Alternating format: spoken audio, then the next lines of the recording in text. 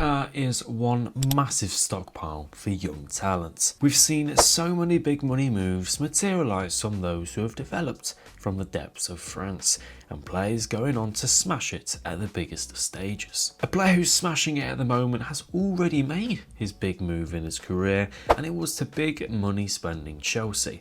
Chelsea have serious amounts of talent in their team, the academy and out on loan, and 20-year-old Andrey Santos is one of them. Signed for a fee touching the 12 million mark, Andrey Santos has been one of the best midfielders in France this season. So in this video I'm going to take a detailed deep dive into how good he has been, where he's utilising Rosenier's system, his skill set, what makes him so impressive, and how he fits into Enzo Maresca's Chelsea system. Let's go. Now, Strasbourg were recently taken over by former Hull City manager Liam Rosenier, a promising up-and-coming English manager who plays an attractive style of football.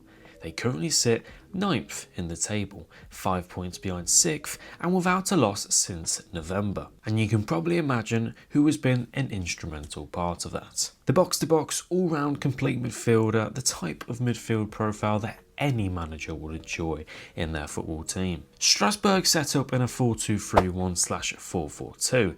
It becomes a 4-4-2 out of possession, but with the ball, the fullbacks advance just a little further forward than the centre-backs, in line with the two midfield pivot players. Santos is commonly positioned from the left side of his midfield partner, and is the key to bringing the ball from defence to attack. So a bit of a 2-4-4 in possession shape that they like to maintain. The Brazilian is a 7 out of 10 consistent type of midfielder, reliable but technical. For me, he's a bit of a hybrid between a 6 and an 8. He's fantastic with the ball from deep, but also pretty good at crushing the box late and bringing his qualities to the final third. He shares big responsibilities in occupying the ball from deep for his team. When he does receive the ball from a pass, he moves pretty quickly on the half turn. He has a nice and agile body opening when the pass comes, and looks to turn with the ball either side of him, escaping his man. Now, he can't always get away, which is why he shields and guards the ball exceptionally, throwing his frame into his opponent, often winning a foul, where he ranks pretty high for fouls won.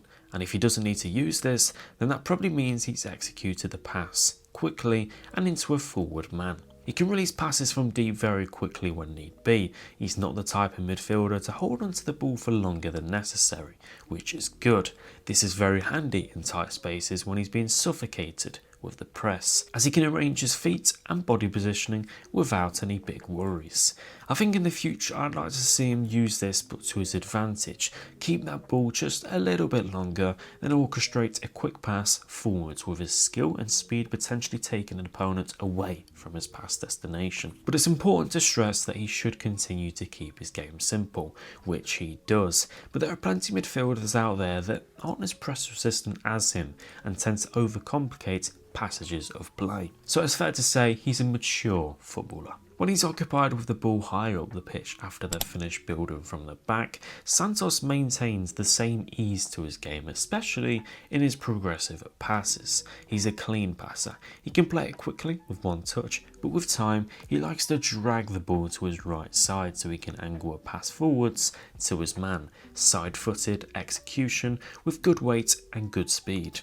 I've spoken on his agility already, but if he finds himself in trouble, potentially in an odd loose touch or a bad pass from a teammate, he finds a way to retain possession for his team, whether that's winning a free kick, making a quick turn, and passing sideways or backwards, or again making a quick and nifty turn but looking to carry the ball forwards. He's a problem solver, and as I reiterate, press resistant, which I think is important and valuable trait to a manager like Enzo Maresca, whose Chelsea have a very flexible approach with the midfield and fullback options, but ultimately they play high. And when they lose the ball, they run the risk of being exposed. So midfielders of this skill set and capability are a direct fit for his system. But I think what impresses me quite a bit about Santos is his eagerness to get it forward. You can see here he receives the ball with his back opposite to the forward pass. He recognises beforehand that he has time on the ball and makes a simple shift in order to angle a very simple and easy pass to his teammates without taking too much time or losing the ball. And if he can't execute that pass due to aggressive opponents, then that's fine. he'll go down, he'll take the foul easily and retain possession for his team. He's prepared if he can't do what he wants, which makes him a quick and efficient thinker with brilliant ball retention. Creatively, I think there's room for improvement, definitely. He can make some nice floated passes out to wide players or in behind, but his role in his team restricts him to be more sensible with the ball. I think his long passing is pretty decent from what I've seen, but he keeps his passes short, preferably forward, so creating isn't really his main focus. In terms of being a bit of a box crusher, making late strides into the box, he's not found himself there that much this season, but when shooting he does so with a cute technique where it often does fizz over the bar, but his goals have mainly come from his presence on the end of the set piece. Aerially, he's surprisingly very good. 3 out of the 6 of his goals this season have been headers, and others have been the ball coming down to him slightly scrambled and him getting his foot to it very quickly. His headers I find are great when he's gifted more time and space to unleash a good leap and direction towards the goal, but overall a solid presence in the final third. Now let's swiftly move on to his off the ball qualities. Defensively, he's superb. Ground duels, tackles, defensive actions, he ranks extremely high for how young he is. He shares pretty good positional awareness whilst being a great ball winner who shows confidence in his 1v1 defending.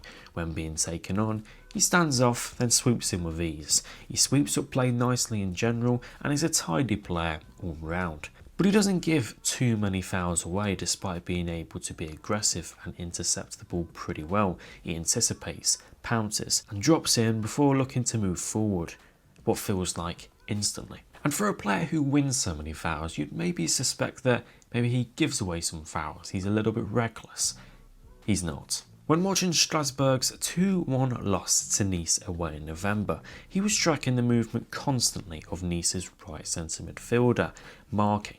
You can see here he follows his run all the way in behind the defence before intercepting the pass, which was impressive to see that he deals with specific tactical details really well, which is only a showcase of his footballing IQ, capabilities and how far his potential can go. When pressing an opponent, he can do so aggressively and looking to find a way for his foot to snatch the ball back, but his awareness of space and positioning means he contains pretty effective communication skills, telling his midfield partner where to move. A credit to, of course, Liam Rosenier's ability to communicate to his players, but Santos is understanding of his role. So now that we've covered all things Santos, let's expand on that and by adding Chelsea.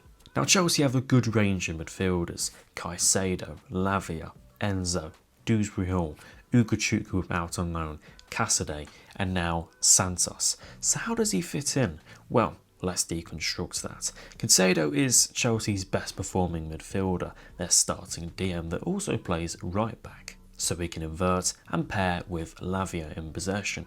Lavia is incredibly injury prone and the same age as Santos. Enzo Fernandez found form midway into the season and offers a good overall presence, especially higher up next to Palmer. Dewsbury seems to be on the way out, and so does Cesar Caicedo. For me, Santos is not that midfielder for Chelsea that plays as an 8 next to Palmer. He plays next to Caicedo in a pivot. Maresca has demonstrated numerous different ways to achieve this 3-2-5 shape, and some differ, but they all involve the midfield and the fullbacks. You could have Gusto move into the 8 from right back, whilst Caicedo and Santos maintain the pivots. You could have a complete central overload with a 2-3-5 as Cucurella joins the 2 defensive midfielders and Gusto moves into the 8 again.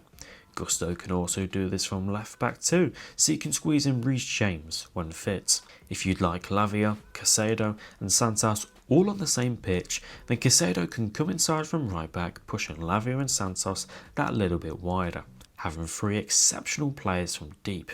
And to fit in João Felix, Cucurella can push forward, hold width as Felix comes inside, allowing Caicedo and Santos to partner again.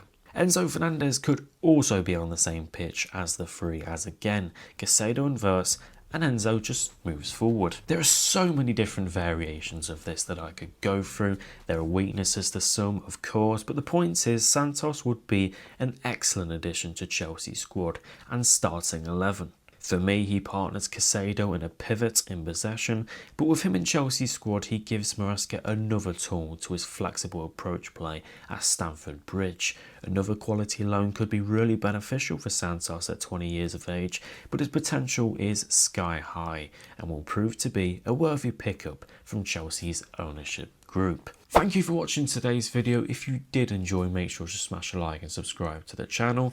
If you're a Chelsea fan watching this, what do you think of Andrey Santos? Should he be recalled this January transfer month? Should he go on another loan next season or come in to the first team? Thank you for watching, and I'll see you in the next one.